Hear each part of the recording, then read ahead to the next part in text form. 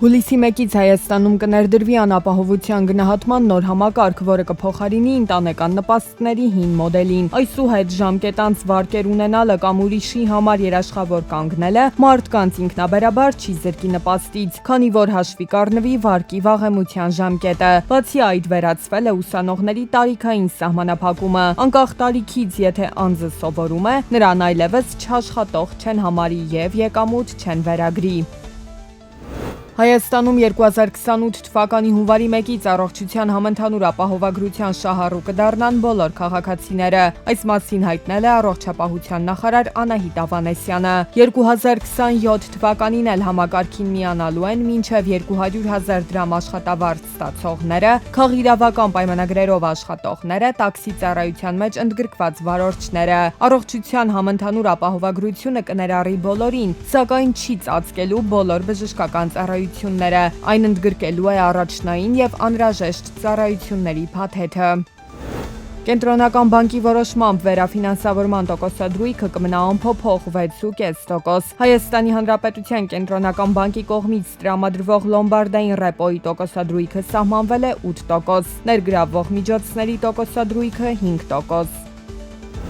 Հայաստանի Հանրապետության արտահանման առանձին շուկաներում առաջացած խնդիրները կարող են հանգեցնել ներքին տնտեսությունում եկամուտների նվազման, ինչպես նաև առանձին ապրանքախմբերի գծով ավելցուկային առաջարկի ձևավորման, պարունակելով առավելապես գնանկումային ռիսկեր։ Այս մասին տեղեկանում ենք Կենտրոնական բանկից։ Կենտրոնական բանկը շարունակում է մոնիթորինգի ենթարկել ինչպես արտաքին, այնպես էլ ներքին մակրոտնտեսական ազդակները, միջնաժամկետ հորիզոնում գնաճի նպատակային մակարդակի և ֆինանսական կայունության ապահովման համար։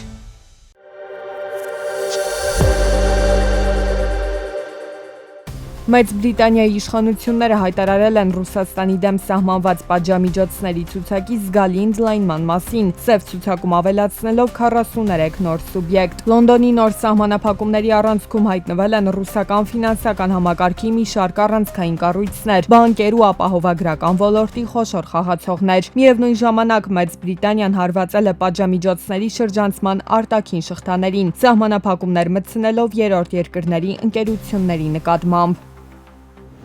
2026 թվականի մայիսին Հնդկաստանը ներմուծել է 3.43 միլիարդ դոլարի ոսկի։ Սա 34%-ով ավելի է նախորդ տարվա մայիսի համեմատ։ Հնդկաստանը ոսկու խոշորագույն սպառողներից մեկն է, սակայն սեփական արտադրությունը երկրում չափազանց սահմանափակ է, ինչի պատճառով այն մեծապես կախված է ներմուծումից։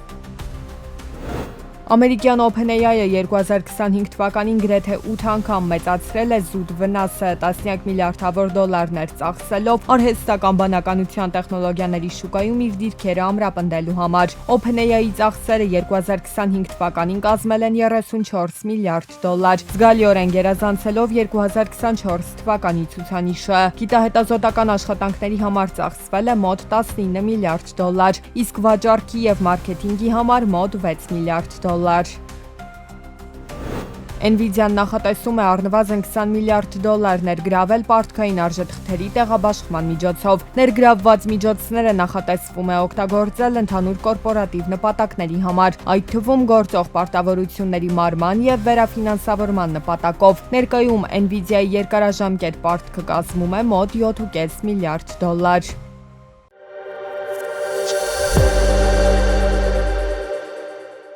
Աղքատության մակարդակը նվազել է, աշխատավարձերը բարձրացել են։ Սրանք ֆինանսների նախարարության պնդումներն են։ Ըստ պաշտոնական տվյալների նախորդ տարի Հայաստանում միջին ամսական անվանական աշխատավարձը կազմել է 303,140 դրամ, վարձու աշխատողների թվաքանակն էլ կազմել է 795,212 մարդ։ Աշխատավարձի աճին հիմնականում նպաստել են առևտրի, կրթության, մշակող արդյունաբերության ոլորտներում աշխատավարձերի աճերը։ Աշխատավարձի բարձր աճեր են գրանցել նաև գյուղատնտեսության վարչական ծառայությունների փոխադրումների ոլորտում։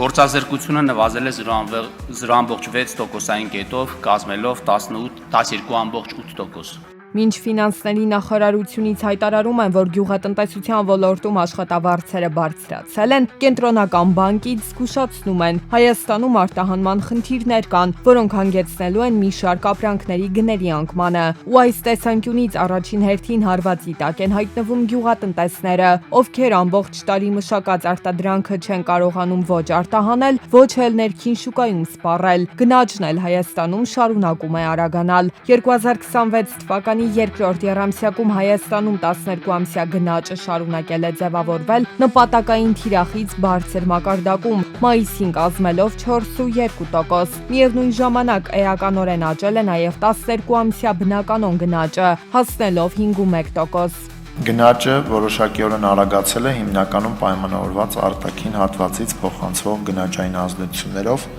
ներքին պահանջարկի ընդլայնմամբ, ինչպես նաև որոշակի